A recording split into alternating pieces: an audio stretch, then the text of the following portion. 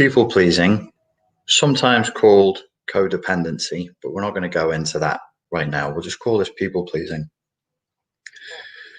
So this is a tendency to put other people's needs first and to only focus on what others want at our own cost, at our own sacrifice.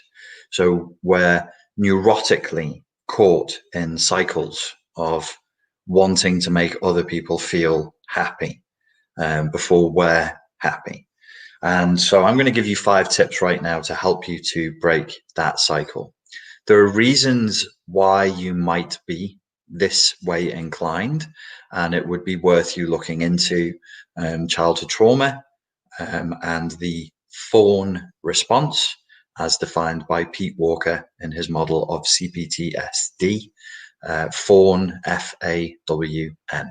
If you really want to unearth the source of these issues, I highly recommend you do that. But here are some easy tips for everybody who wants to overcome codependency. Sorry, people pleasing.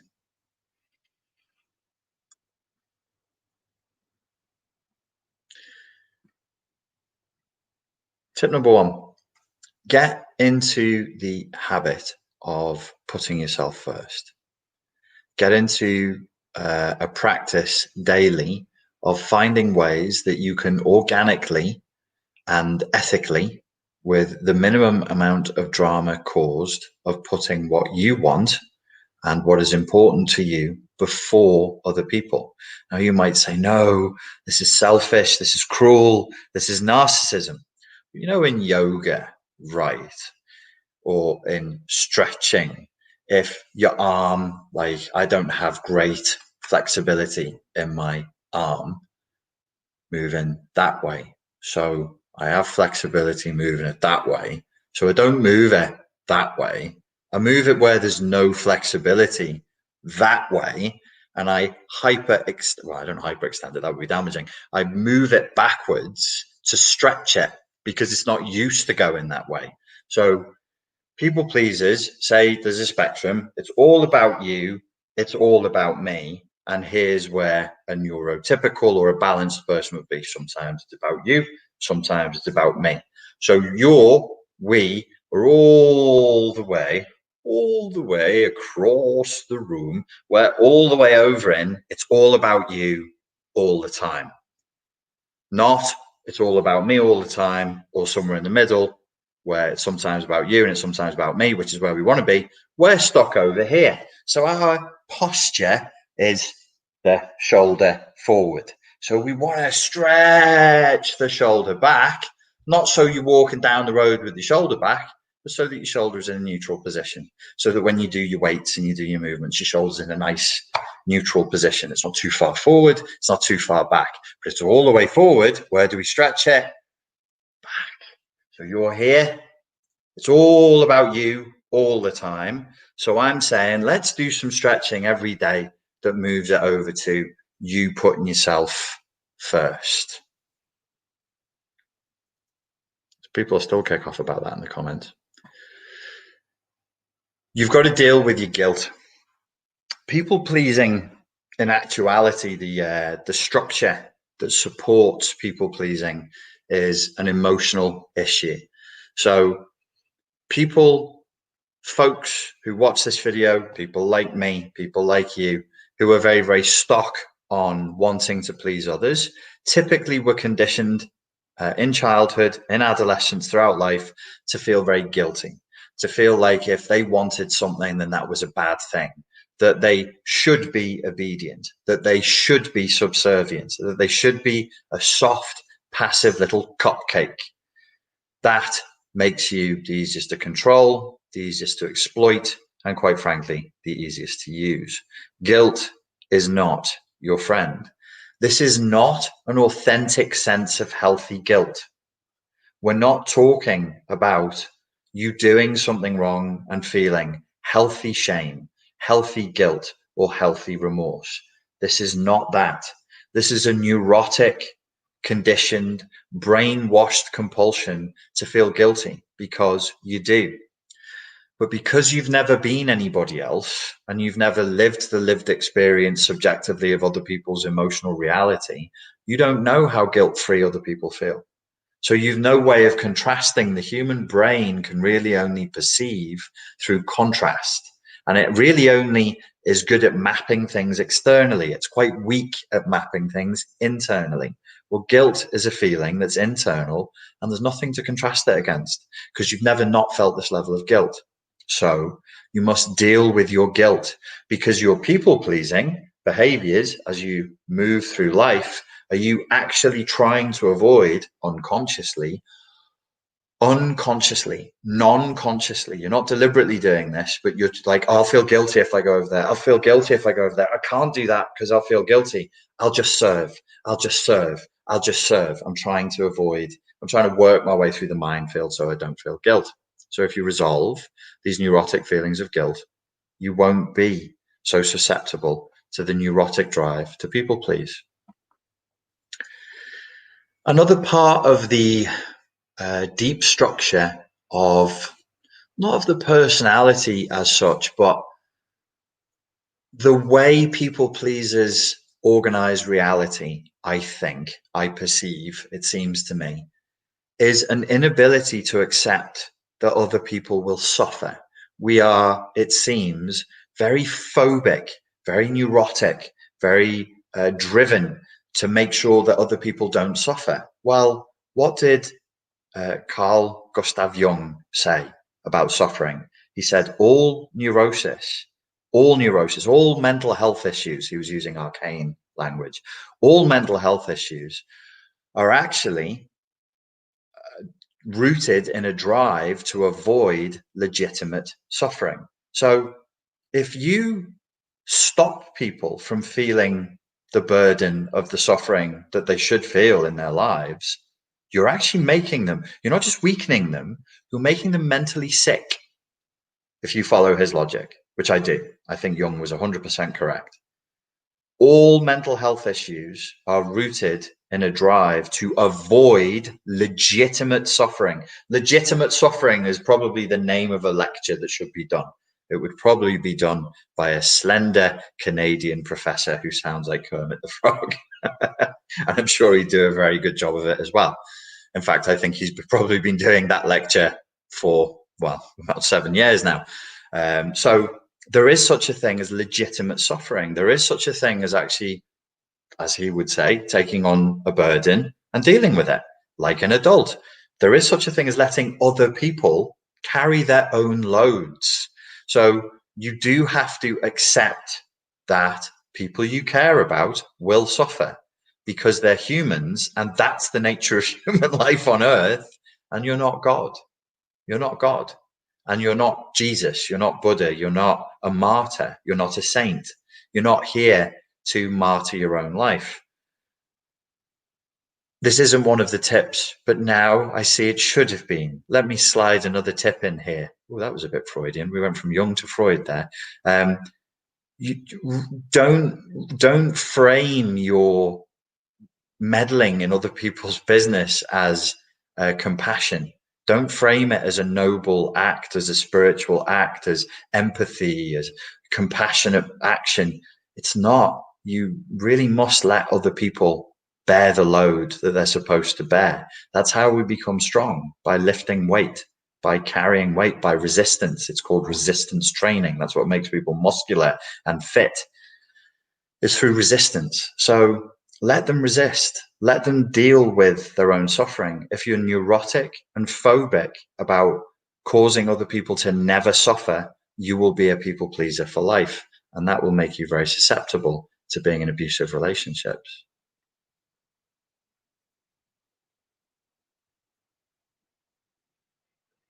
Did you mean the Canadian who looks like Jeremy Irons? I never thought of that, but he kind of does. Okay, the fourth tip I would offer you is ask for what you want. Don't be manipulative. That's probably a second tip. So here's another tip I'm moving in there as well. So ask for what you want, be forthright, be honest, and don't be manipulative. might say, no, I'm a people pleaser. I'm a codependent. I'm a good person. I'm the narcissist victim. I'm the narcissist magnet. I'm the so on and so forth. I'm the black sheep. I'm the scapegoat. Okay. But if you're moving through life, let me flip it on its head for you and offer you contrast here. And you're moving through life as an adult and you're functioning in the world and you're not asking for what you want in a forthright, open, and courageous way. How are you getting what you want?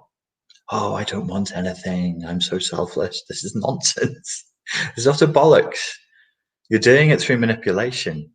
You're doing it through the back door. You're doing it by going around the houses. You're doing it by pouting, by sad faces, by, letting people know you're not too happy with them, but you're not actually. Just ask for what you want. Give other people the gift of the psychological release of total honesty, of just saying, listen, my friend, this is what I want from you. And also, it requires not just courage, but humility, because when you've actually had the bravery and the decency and the honesty to just ask for what you want, the humility is that that person may say no. And if they say no, let their no be a no, as the Bible said. Let their yes be a yes and a no be a no. Respect the no. Ask for what you want. Be humble. Let the person say no. They might say yes. They might say no. Let that no be a no. Don't be manipulative. Somebody says no. No means no. And then you just let it go. The fifth tip I would offer you kind of ties in with that sub tip that I gave you in part 4 of not being manipulative. Ditch the act. Ditch the act. Stop relying on projections and illusions and perception control and propagandizing to get what you want. Be you. Just be you. Be the authentic person you are, and don't fall prey to the temptation to deceive, to manipulate other people's perception of you by controlling the narrative, by manipulation, by not asking for what you want, and by being dishonest. So if you're going to go out into the world and operate in the world, ditch the act. Whatever thing that you're doing that you think is helping you to get more of what you want, it almost certainly isn't. It almost certainly is moving you in the opposite direction. I imagine that many people will find this fifth tip particularly triggering, particularly difficult, particularly problematic. Because why? Because they know in their heart of hearts that they're not courageously being themselves. They don't ditch the act, that they're in cowardice being somebody else and keeping up an act to try and get what they want through manipulation. Again, with codependency and people pleasing, there is a critical lack of authenticity. There's a critical lack of honesty. You can't be honest if you're being inauthentic. You can't be humble if you're putting on an act. So be you. The danger here, of course, we're back to humility again, is if you're you and you're rejected for being you, that's you that was rejected, not the act. They didn't reject the act, they rejected you. That takes strength and courage to deal with. But this is the right way to live. This is what freedom looks like. So if you have been rejected for being you, then you can get on with your life. You can deal with the pain of it in sanity, in truth, and in strength. And it's clear, it's clean, and it's karmically pure. That was my quick run through of everything, my 5 tips. I hope that you found that useful. I'll now take some questions.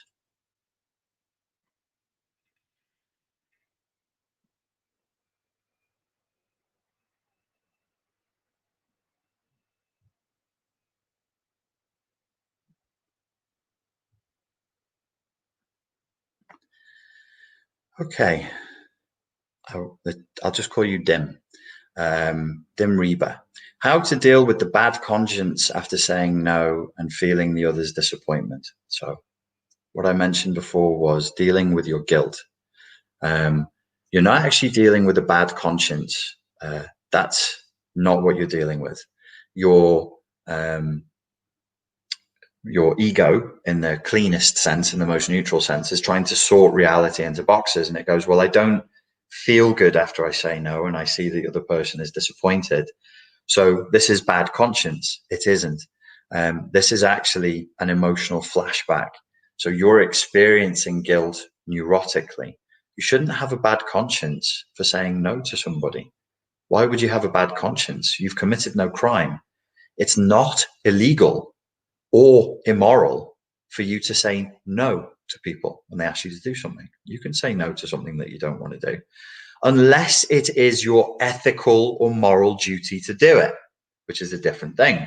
That's a completely different scenario. But if you're doing something because it's your ethical or moral duty to do it, that is not people pleasing.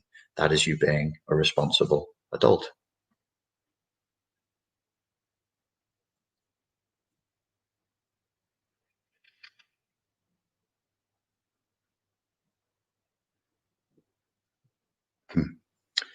Renee asks, what do you think about this statement? It's okay to be disagreeable sometimes. It feels like people pleasing is neurotic agreeableness. It is indeed, if we're going to talk about trait agreeableness and trait disagreeableness, people pleasing is exactly that. It's neurotic. It's like a button that's broken to the on switch of being agreeable. It's not just okay to be disagreeable sometimes.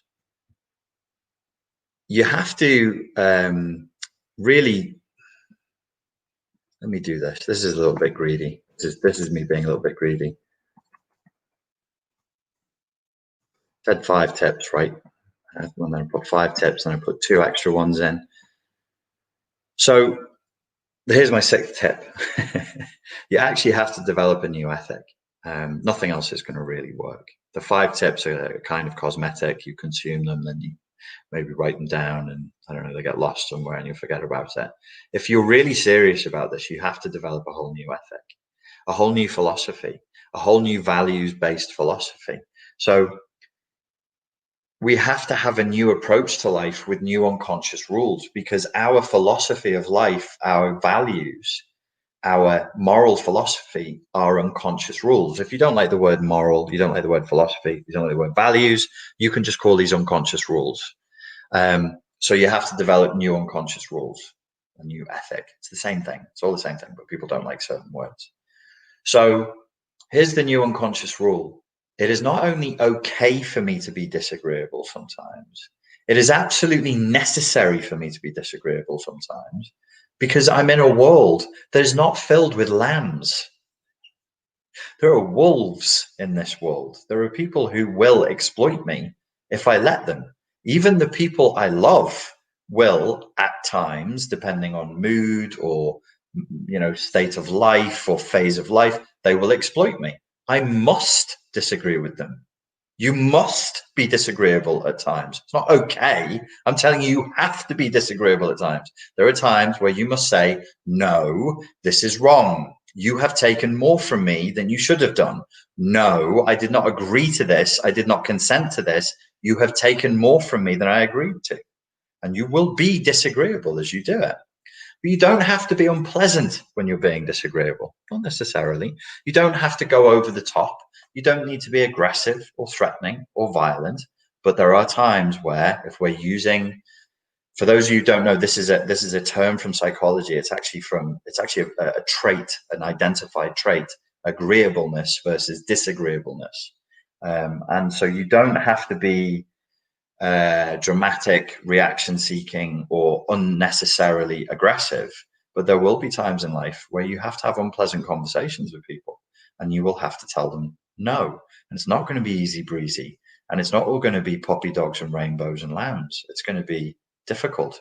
And if we don't do that, what are we letting the world become? Which is a far more, to me, this is the greater danger. This is the far greater danger than narcissism, is actually codependency. It's not that narcissists take. Narcissism is a minority issue. It's a vicious, greedy, predatory minority. It's the majority refusing or being unwilling to say no. That's the problem. It's us that's the problem, not them. They don't have that much power. There's just not enough of them to. It's us refusing or being unwilling to say, no, you can't do that. So we do need to develop a new philosophy. We do need to develop a new ethic.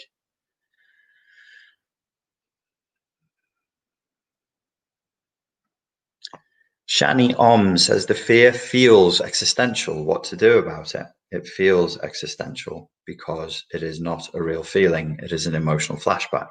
And you must seek to resolve your emotional flashbacks because they are, this emotional dysregulation is warping your perception. So you'll say, oh, I feel this way, and it feels like an existential threat. And then you're letting these exaggerated, disproportionate, and inappropriate feelings that you're being subjected to by your own central nervous system, probably through trauma, probably through pain, dominate your life. And you can't have that.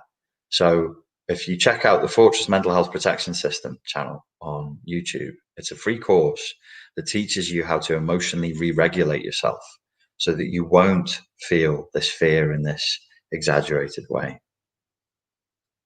The false critic says, does accept others' suffering also include the suffering of the narcissist? Of course it does. Of course it does.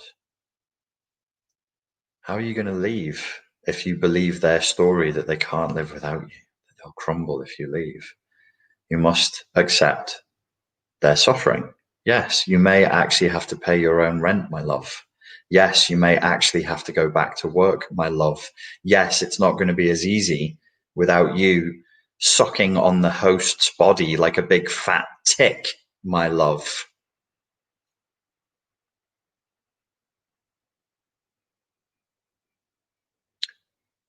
If you could make these questions one sentence long, ending in a question mark, please try to be respectful. I understand it's very frustrating. You want to be heard. But please, let's keep it boundaried, sober, and polite. Kerry asks, how do you start to find the real, authentic you under all the people pleasing?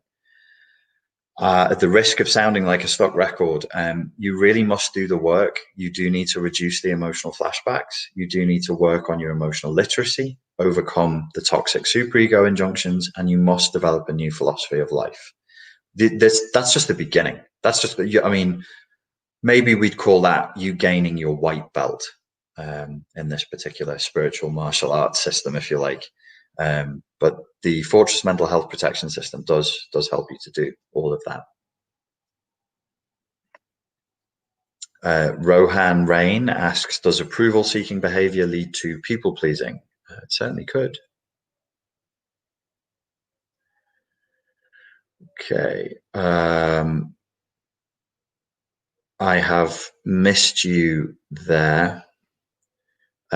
Somebody just asked the question, what about addictions? But there's a lot of questions coming through and I missed it.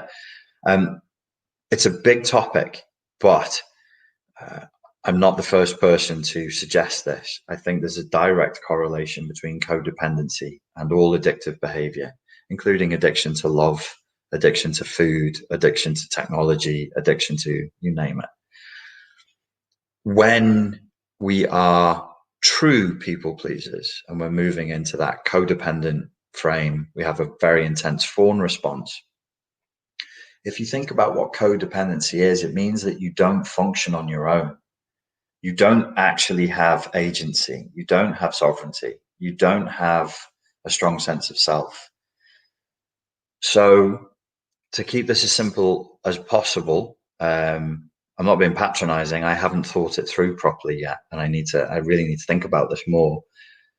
What I would hypothesize is the people pleaser codependent stance of serving the other in abrogation of the responsibility of being a self, because being a self is a responsibility and it does take courage, and it's easier to not be a self in certain respects. That mode of being is not just with other people. It puts you in a codependent fawning relationship with reality itself. It puts you in a codependent fawning relationship with your furniture, with your car, with the music you're listening to, so on and so forth. I remember once being in a car with a girl. I was seeing her, and we pulled up to wherever we were going, and the song hadn't finished yet. And I tried to turn off the CD player in the car, and she said, "No, you have to let them finish their song. It'll hurt their feelings if you stop them before the end." I was like, they can't hear us, right? They don't care, right? But she was like, "No, but I care." So there's this sort of codependent relationship with reality that can form, and can be very, very difficult to overcome. But what I would suggest is, if we start looking at the practical, the people-pleasing elements that we're engaging in day to day, start moving through them, go through the process of overcoming the emotional flashbacks, the developing some emotional literacy, then we begin to summon the self, which is the pompous working title I have for the next course that I've got coming out. That'll be out before the end of this month. It's called Summoning the Self, in which I will try to help people through a course overcome codependency. Now, you might say, "Oh, that doesn't sound particularly grandiose. You said that you could help people overcome CPTSD with a course."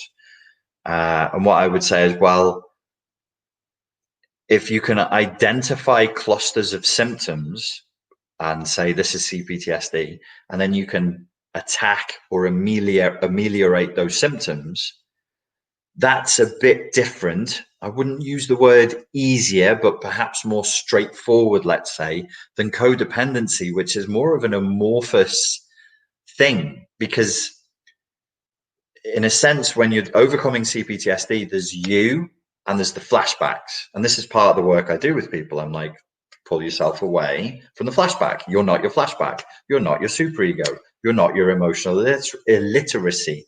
You're not your shitty philosophy of life that you were given in childhood through these traumatic experiences. There's a you there. With this codependency work, we don't get to do that. So even as you're interacting with the course material, you're interacting with it codependently. If you're a true diehard codependent, you're watching this video codependently. You're worried about how I am. Did I drink enough water today? That's how it is. So it's a taller order. But what I think resolves these issues, what I think could resolve these issues, let's say theoretically, because I haven't resolved my own codependency, I think that we can either break down the symptoms and go through them one by one, or we can do another thing, which is say, okay, what's missing here? And what's missing here is the self. So what I've found to work better and faster in my own recovery, and I've been at this, I focused on codependency in my own life. I did say this publicly at the beginning of 2019. And it's been tough, but I've made big strides. But the reason why I've made big strides is because I chunked large on the problem. So I was like, okay, if I do have a self, what is it? And how do I bring it into the space more? In the course and in the book that I've got coming out early next year, I talk about trauma causing, especially in childhood trauma, causing the child to shrink themselves if they're going into a fawn response, a prey response, rather than narcissist's predatory response. So they create a false self. So the real self shrinks and goes into a cave and goes invisible and hides out the back of a cave, whilst a false self, a codependent false self, much like the narcissist false self, but it's not a predator, it's a decoy for predators to eat. And you'd be like, yeah, eat that false self. I'll be fine because I'm hidden over here. Well, so we need to ditch the act, we drop the false self, then we need to bring the authentic self back into that space where it's never been and doesn't want to be and doesn't know how to be and thinks it's a crime. It's like this, in my case, it's like this Abrahamic, because I was raised Christian, oath breaking. Like I'm breaking some oath with some fucking, Middle Eastern warlord, nutcase, psychopath god who wants to cut me into pieces because I promised to do this thing and made a covenant, and now I'm breaking the covenant. And I'm not going to lie, like it's hard work. And in my own case, I've seen, it's the first time in my life where I've actually seen a direct correlation between a mental health issue and somatization of the issue. So I've been at times physically sick as a result of this work. I'm hoping that I can present it in a way that's a little more organic and gentler for people to deal with. That's the ambition here. We'll see. I'm not short of ambition, folks.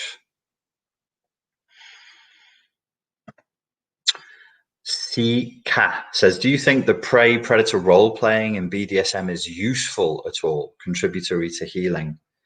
I think that would very much depend on the spirit in which it's done. I mean, if you're talking about two adults who, you say BDSM, or like, let's say any sexual practice, any kink, any fetish, anything that you like to do, are we talking about it all taking place in, this stable relationship where there is just like safe attachment and love? Then I think anything that you do could potentially be healing. Your experience of learning to play tennis together could be healing.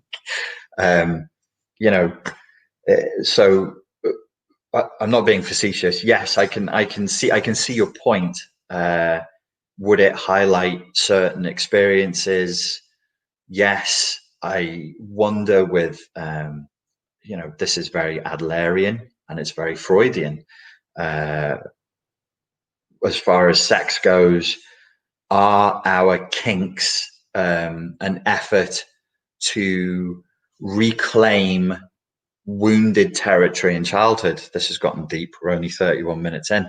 I think yes. I think most of our kinks and our fetishes are that, where actually through sex, men and women, by the way, I don't think there's a difference here. I don't think there's a difference between men and women in the way they do this. We're actually seeking to reclaim power in areas where we felt powerless.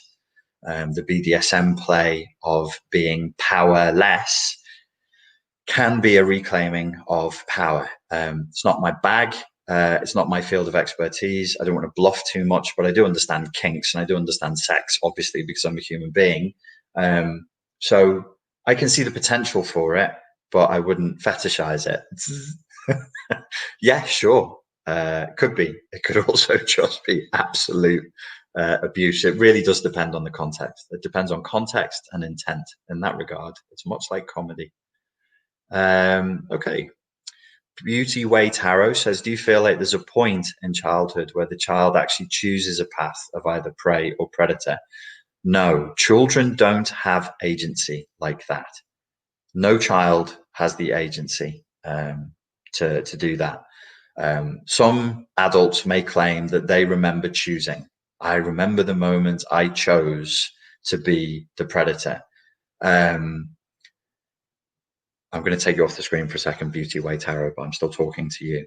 I'm just codependently letting you know so that you don't go into an abandonment anxiety. So this is my own little soapbox thing about personality, so that just so you guys know where I'm coming from. I don't really believe in most of the stories that have been built up in psychology about you as a thing and me as a thing, and you as a personality and me as a personality, and I'm an INFP and you're an ENTP, and I'm a Pisces and you're a Scorpio, and I'm just like, really? Do we have that level of agency? I think and when people say they have a memory of choosing to become a predator rather than the prey, I don't think that they're lying. I really don't. But even when nations say, never again, we will be the predator, no more the prey, that's not choice. That's not choice.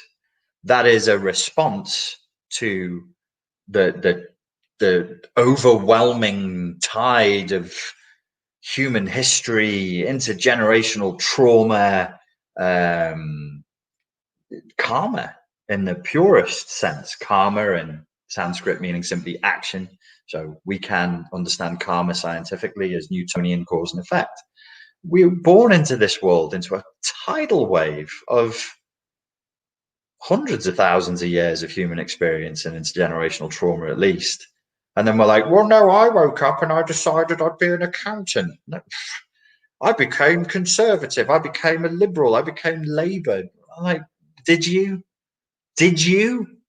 I chose to go to this place. Did you choose? So for me, and I don't demand that everybody agree with me. That's my stance on it. Is I don't think. I think a lot of these things are pure. It's ego wankery. It could be an element of healthy narcissism. I think that we all have narcissistic traits in us, and humans need narcissism to blue pill their way through reality. If you remember the movie The Matrix, Cypher, played by Joe Pantoliano, he chooses to blue pill. Cypher chooses, he betrays his friends. He's Judas, and he chooses to go back to sleep. But he says, give me a good life, make me a rock star, and let me delicious steak. He specifically has a thing for eating steak. He wants the blue pill. We all make this choice. We all blue pill every day a little bit. And that's what narcissism lets us do.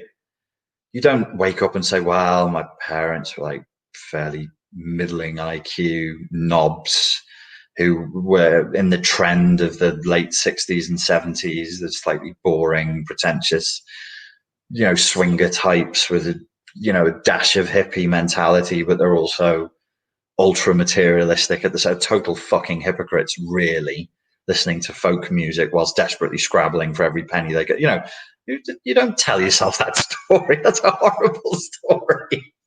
I was boring and pointless and I didn't know what else to do, so I became a teacher. Nobody says that. You say, no, I really wanted to alter the consciousness of the minds of the youth, so I became a teacher. I ended up, like in my case, becoming a teacher. I ended up in the British education system after a series of bizarre events that wouldn't have occurred had I not become a total loser, bum, dropout, practically homeless cocaine addict. Yes, I did good, but had the crap not gone before the good wouldn't have happened. So I don't believe in it. And I think it's okay for people to believe in it, but I would just issue a warning and say, just watch those stories, watch those narratives.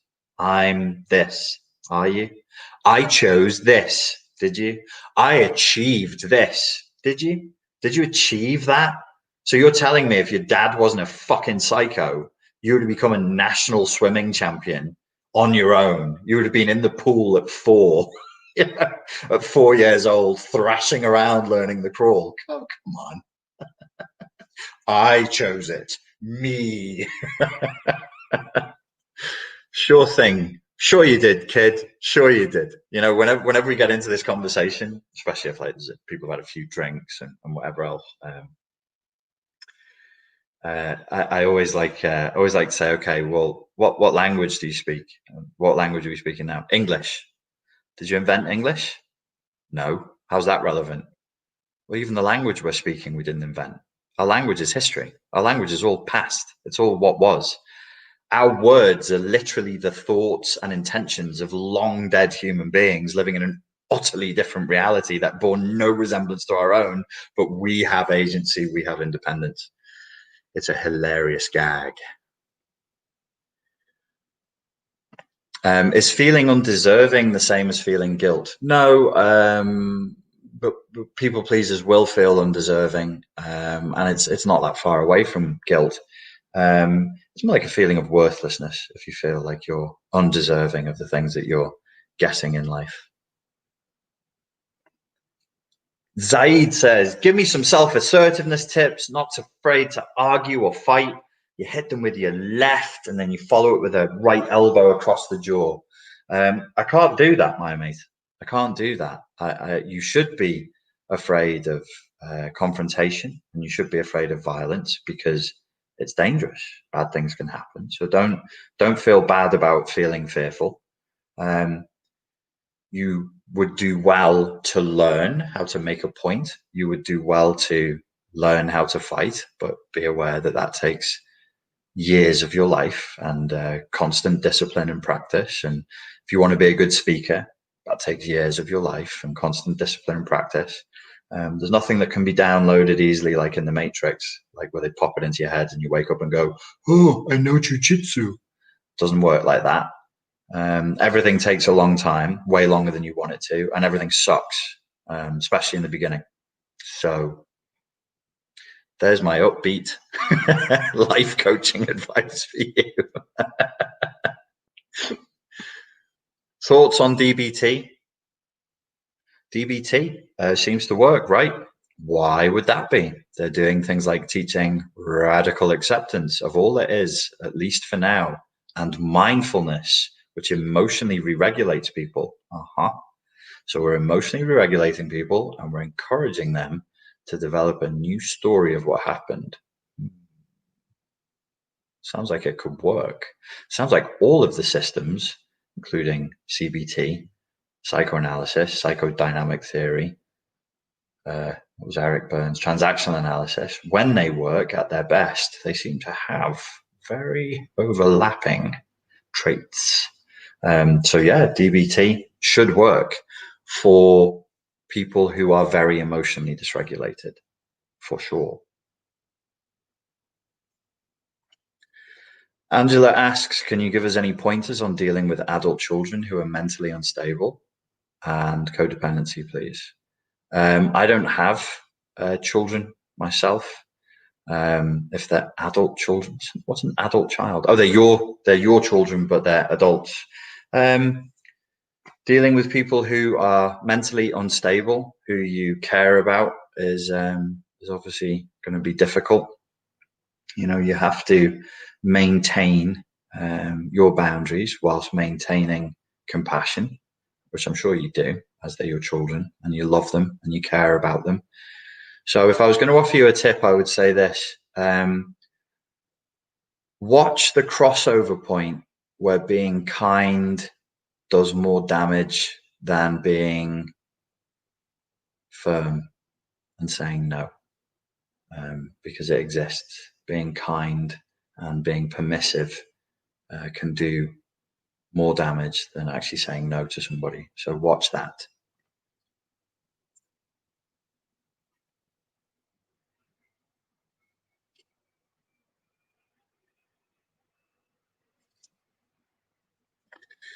Amber says, what's the difference between people pleasing and the love language of doing for those you care about? Is there even a difference? What's the love language of doing? I don't know what that means. I'm sorry, mate.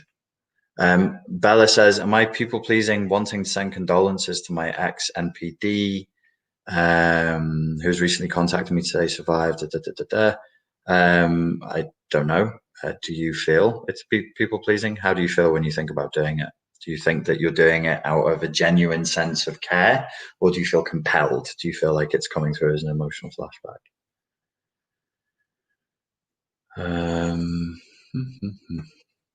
Redheaded Writing Hood. Do you think it's helpful to let yourself get angry? I think that the modern human, especially women, need to reclaim the space where anger has been made a taboo. It is natural and healthy for you to become angry in certain situations, and very unnatural and possibly dangerous for you to be passive and not angry when somebody is infringing upon your boundaries.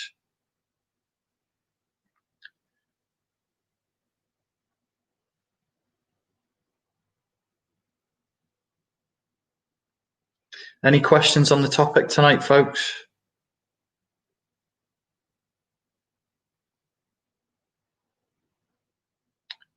Any questions that are related to anything that we're actually talking about here? Would be good. One sentence long, ending in a question mark.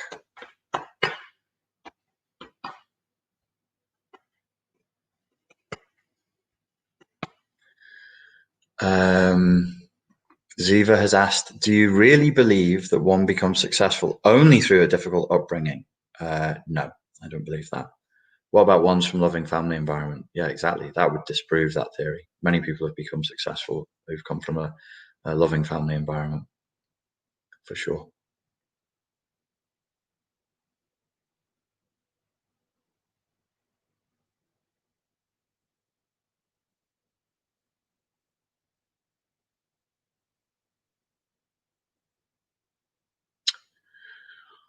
Okay. Anything on people pleasing or codependency, guys?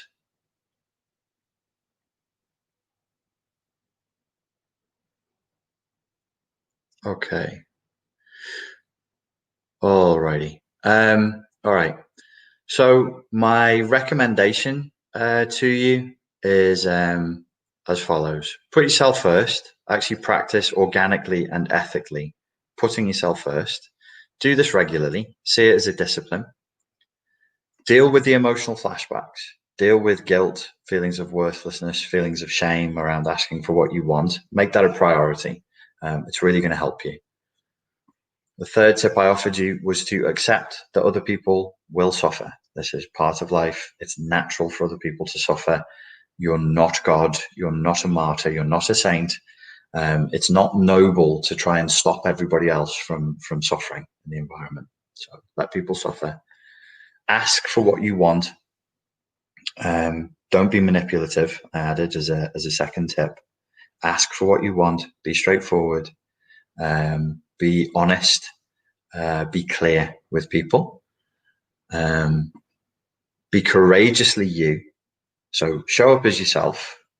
Ditch the act. Don't bother with